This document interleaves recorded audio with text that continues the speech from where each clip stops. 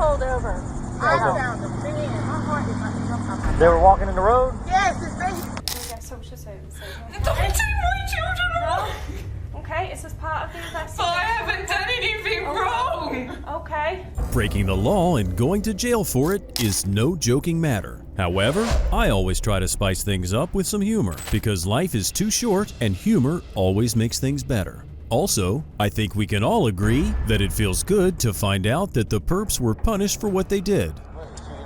You both are getting arrested. However, today's topic is different. Today's topic is so gruesome and so horrific that it will send shockwaves through your system. This is one of the worst things I've ever seen in my life. Today, we'll focus not on the criminals as much as their victims. Today, we pay tribute to children who have been failed by the only people who were never supposed to fail them, their parents. Those last parents were simply awful, but in truth, they were just junkies. They didn't mean to intentionally hurt or harm their kids. They were just stupid, but in this case, it's not that innocent at all, and it ended in the worst way possible. Be warned, this next story contains descriptions of child abuse and murder, which may be uncomfortable to watch and are not suitable for everyone. Viewer discretion is advised. Not only did the child not make it, but he went through hell at the hands of those closest to him. Logan Mwangi was a 5-year-old boy whose sudden passing made headlines because the ones responsible were his mother Angharad Williamson, her partner John Cole, and his 14-year-old stepson Craig Mulligan. Even though he was a minor at the time, Mulligan's identity was revealed by the judge because that's how horrific this crime was. She's cracked basically and said that Jay punched Logan 3 or 4 times. She's also saying that Craig was in on it as well. You know, I wouldn't be at all surprised if that entire group of 3 have been abusing that poor little kiddie all along. Is there anything you'd like to add or alter? Yeah, can you tell my mum to off for me? Logan was born in March 2016 in Bridgeton, Wales to Angharad Williamson and Benjamin Mwangi. They split up shortly after, and the father returned to Brentwood, Essex, leaving Logan with his mom. In 2019, Williamson began to date Cole. That's when she stops Logan from seeing his father, and that's also when the systemic abuse starts. In 2020, Logan was taken to a hospital for a dislocated shoulder, supposedly the result of falling down the stairs. A year later, he's in the hospital again because Craig Mulligan pushed him down the stairs, breaking his arm. Apparently, Mulligan was also overheard saying, "I love kids. I effing love kids. I love to punch kids in the head. It's orgasmic." The lack of any sign of remorse or emotion during Mulligan's interrogation is just chilling. I woke up in the middle of the night, then Dad come into the living room with me. I know we weren't meant to do it, but we grabbed some of the rubbish in the back garden and we chucked it in the river. No, it was all in like black bags and everything. I don't know what was in the bags, I can't remember. And then about 20 minutes after, we went back out to check whether they've gone down. We didn't say anything, we were trying to be as quiet as we could because we didn't want to wake Logan or Angharad. And I don't know whether Logan was still there at that point because we didn't look. Logan was put on the protected child register, but removed from it several months later. Despite the fact that Mulligan had already assaulted Logan and that he even threatened to kill him, he was allowed to move in with the family. That was just 5 days prior to Logan's supposed disappearance. On the morning of July 31st, Logan's mom called the police to report his disappearance, and she seemed to be frantic, even a little too frantic. Please help me, please. Where are you? My son's not here. My boyfriend is not here. Help Take me, a breath. please. Take a breath because I can't understand you when you're crying. Where are you? 5 Lower Lansdale Freddie the song. Lower what, sorry? Lower Lansdale Freddie the song said somebody is not here. Okay, who's not there? My son, he's alive. He's not here. Okay, take a breath. When did you see him last? I touched him in the bed last night and I just got up for my son and the other one's not here. Logan! Okay, take a breath. He's 5 and he's gone. Can you see any of the Logan! I need you to speak to me, not just shout. I know it's really full on and it's really scary. I need you to tell me. It's so cringy listening to her fake wail when she knows perfectly well what happened to her son and where he is. It's believed the boy was seriously assaulted by Cole and Mulligan on the 29th of July. According to reports, the following day, the mother forcefully picked him up by his pajama top, which then ripped, as she shouted at him to tell the truth. When a social worker named Deborah Williams paid a visit the following day, she was denied entry. She left after 20 minutes without seeing or hearing the boy. This CCTV footage from the night after shows Cole and Mulligan disposing of Logan's body around 2:30 a.m., throwing it in the river. After the body was found the following day, the couple was arrested. Okay, so this is John, okay? All right, John? Right, we've obviously come to speak to you. Well, what I need to tell you now, okay? 1822. I'm arresting you on suspicion of murder of Logan. What? Do you not have to say anything that may harm your defence if you do not mention when in question is something which you later rely on in court. Anything you do say, you need to give evidence, okay? The necessity for my arrest of you today is for prompt effective investigation, to protect a vulnerable person, and to prevent the loss of the steward of any additional evidence we have. Okay? Why am I getting arrested? Right, do you want to have a sit down by there a minute, please? Right, have a sit down by here a minute, Hannah. And have a sit by here now. Sit down on the... I haven't done anything wrong! Right, do you want to have a sit down by there a minute, right? Don't want you falling down, right? Have a sit down by there, okay? Okay? Right, you're under arrest on suspicion of murder, okay? So you do not have to say anything, but it may harm your defence if you do not mention when questioned, something which you literally lie in court. Anything you do say may be given evidence. Necessity for the arrest, okay? Is to prevent loss of property, to allow a prompt and effective investigation, and to protect vulnerable persons and children, okay?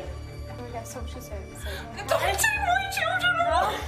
Okay, it's as part of the investigation. But I haven't done anything wrong! Okay. It's sickening to see these people afraid, shocked, and tearful when they're being arrested, yet they haven't shown an ounce of remorse for little Logan. The resulting autopsy later revealed that he had 15 external injuries to his body. He also suffered from a fractured collarbone, but there are no records that this injury was ever reported or treated in any way. He weighed only around 20 kilograms and was helpless against his assailants. The experts say that the child's wounds were comparable to someone suffering a high-speed car crash.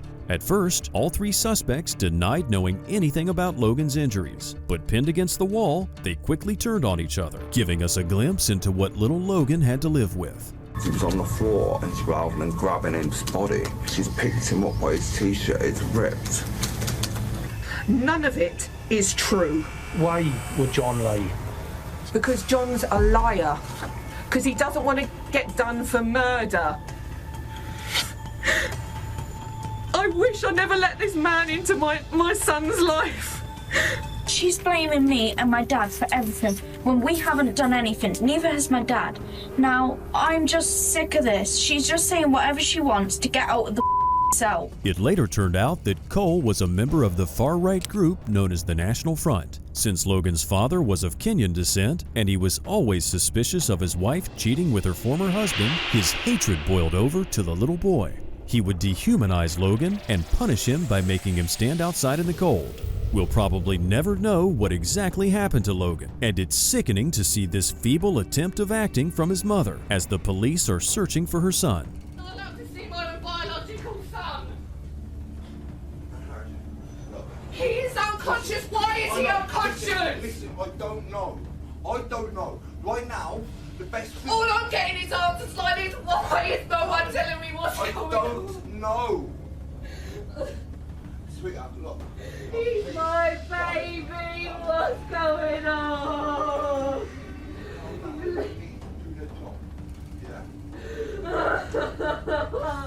I do. I'm not saying it's not reasonable. If he's unconscious, he needs me. He needs warm clothes. He needs mum. He needs his look. It's okay. I feel so useless, Dad. I know. This is all my fault. On this channel, I often reflect on the police officers and what their experience was. What was this cop thinking about? Probably knowing that Logan was found dead with horrific injuries and listening to his mom wail. What did police officers Lauren Keel and Paul Cotton feel when they found Logan's body and then took turns giving him CPR for over 10 minutes, even though his body temperature was 17 degrees below normal and they knew all hope was gone? And what do you think these monsters deserve for their acts? Williamson got a minimum of 28 years in prison, Cole got 29, and Mulligan at least 15 years. Is that enough? Our next case happened across the pond in America, in the city of Cleveland. A 5-year-old boy was missing for 2 months, but nobody seemed to notice. But then, a surprising phone call from overseas would stir things up. The call would open the proverbial Pandora's box and unravel the horrific life and fate of Jordan Rodriguez. Cleveland Police Operator Pursley. May I help you? How you doing, ma'am? I'm calling from overseas, but it's kind of I guess I need to talk to like a detective or somebody, or I don't know if you can. Basically, it's kind of messed up the whole situation, but my brother told me something, and I just can't sleep at night as far as, you know, what I don't know. I just kind of feel like I need to say something. Something for concerning your brother? Yeah, just. What? I know. It sounds crazy, but no. What district is it? Where is he? He lives off of Detroit, so I don't know his direct address. Basically, he told me that something happened with one of the kids, and they didn't call the cops, and basically him and his girlfriend buried the kid in the backyard. Now, mind you, my brother is known to lie a lot, so I kind of like blew it off, and I was like, hey, man, I hope that ain't true. It's not his kid, it's one of her kids. The man on the phone was Scott Rodriguez, a soldier who was deployed to Pakistan at the time of the call. The people he was talking about were his brother, Christopher Rodriguez, who was jailed at the time, and his partner, Larissa Rodriguez. Right after the call, the officers decided to check in on the tip and do a welfare check, because up to that point, no one had reported Jordan missing. 7222 to check to. She's got 5 kids. Are your kids here? You mind if you step in?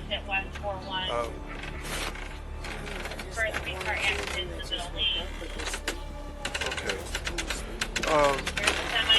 You have one of 4 or 5 year old. How old are your children? Okay. Is it a boy? A girl? What? A boy. What's the boy's name? Okay. See if you can get a name. Is there anything? Well, we got a call want us to check on the well-being of the 4 to 5 year old kid. All my kids are good. Okay. What can we see? Okay, I believe you. Larissa claims the kids are good, but according to the call from Scott Rodriguez, one of them was not good at all.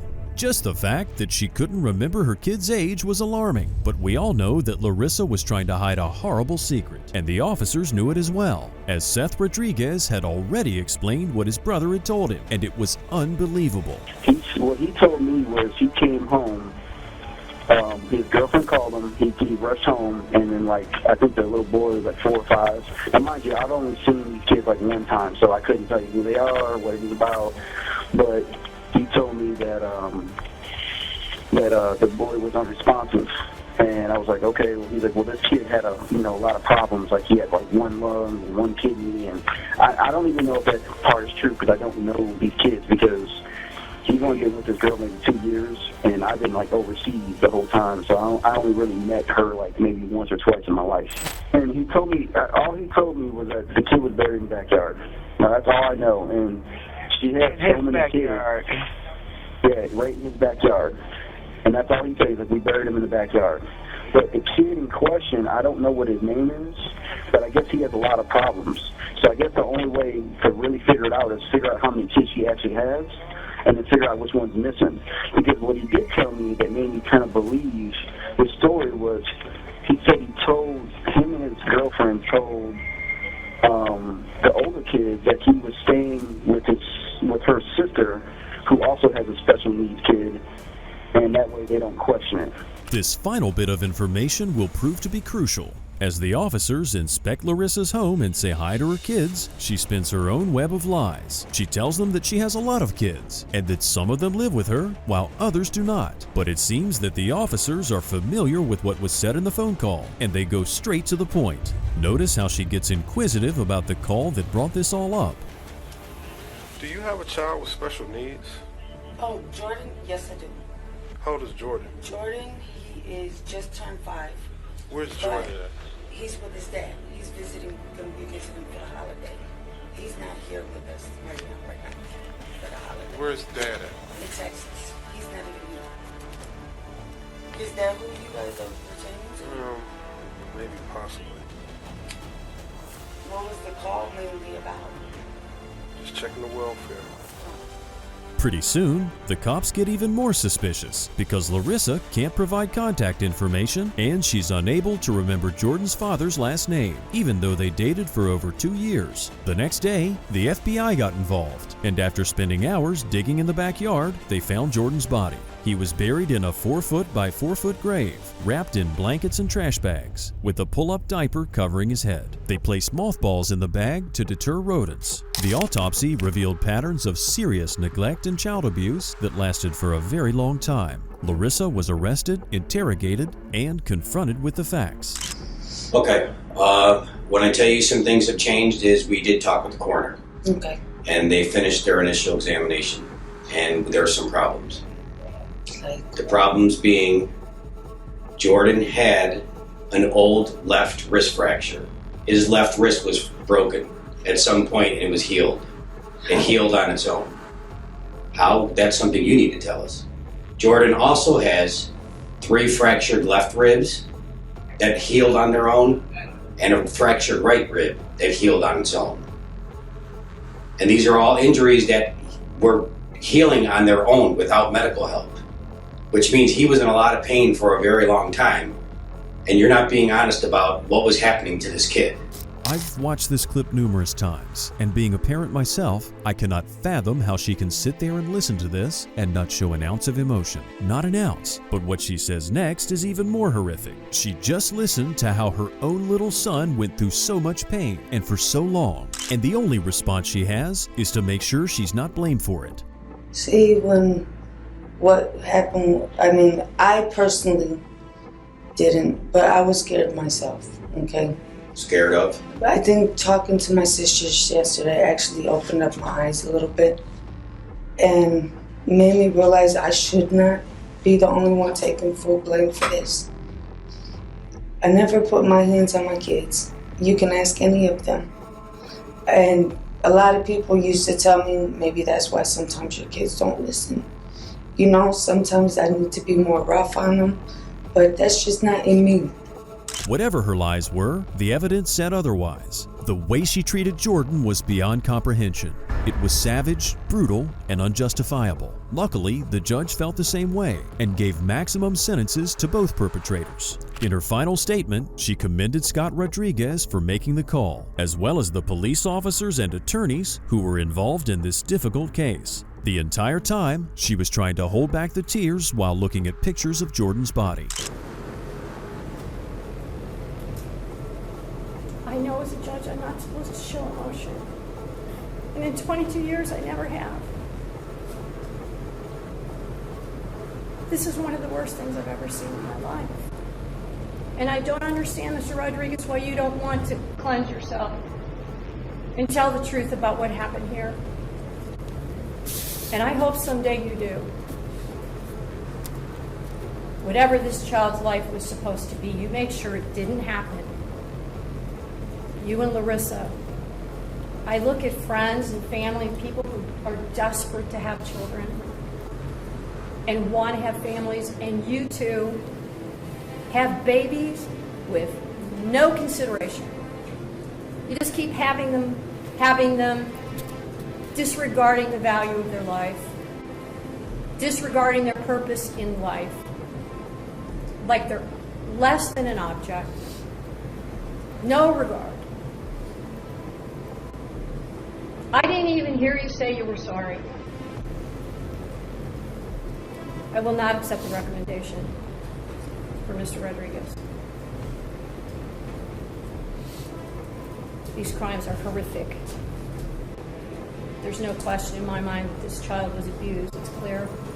In the end, the suspects pleaded guilty to charges of involuntary manslaughter, felonious assault, child endangering, and gross abuse of a corpse in Jordan's death. That way, they were allowed to avoid trial for murder, which carried a potential life sentence. Not only that, but the prosecutors agreed with the defense, recommending a sentence between 20 and 25 years in prison. Appalled by the crime, Judge Russo denied the recommendation and sentenced Larissa to 27 and Christopher to 28 years in prison, which was the maximum possible sentence by law.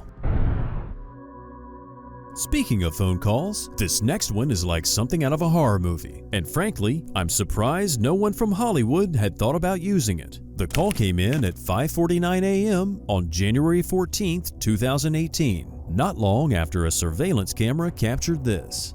A security camera is rolling in a quiet suburban California neighborhood. At the house across the street, in the shadows, someone quietly opens a window and slips out. Watch, there. A blurry figure stepping forward, a small, uncertain girl, heading one way. Then she turns, hesitates, and starts to run, clutching an old cell phone. That was my only chance. At least if something happened to me, at least I tried. The shadowy figure was 17-year-old Jordan Turpin. She'd planned her escape for 2 months and had finally mustered up the courage to do it. But in 15 years, this was the first time she was out of the house, out in the world. It must have been scary as hell. The only thing she knew to do is something she saw on TV. Call 911. 911 emergency, what are you reporting? Hello? This is 911, do you have an emergency?